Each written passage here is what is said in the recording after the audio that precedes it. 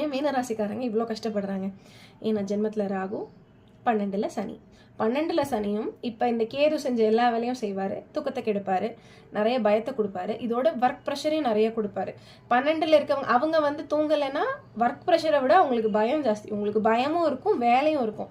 பயத்தை ஃபோக்கஸ் பண்ணுறதா, வேலையை ஃபோக்கஸ் பண்ணுறதா, இல்லை எந்த வேலையை ஃபோக்கஸ் பண்ணுறது?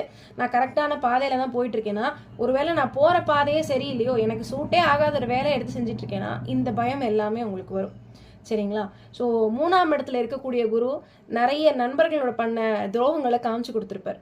நீங்கள் நண்பர்னு நினச்சி கடந்த ஒரு வருடத்துக்குள்ளே அங்கே சொன்னேன் இல்லைங்களா, துலாத்துக்கு சொன்னேன் இல்லைங்களா, அதே அமைப்பு இங்கே மீனத்துக்கு வரும். நண்பர்னு நினச்சி நீங்கள் பேசி பழகின ஆட்கள் ஒரு வருடத்துக்குள்ளே எத்தனை பேர் முதுகில் குத்திருக்காங்க அப்படிங்கிறத இந்த ராகு பயிற்சி உங்களுக்கு காமிச்சு கொடுத்துருக்கும். But that is okay. இது எல்லாமே வாழ்க்கை பாடங்கள் தான். இதெல்லாம் கற்றுக்காம நம்ம முன்னாடி வர முடியாது. ஸோ இப்போ உங்களுக்கும் அதே தான். சந்திரன் ராகு காம்பினேஷனில் இருக்கிறதுனால இவங்க தூங்காமல் யோசிக்கல, நீங்கள்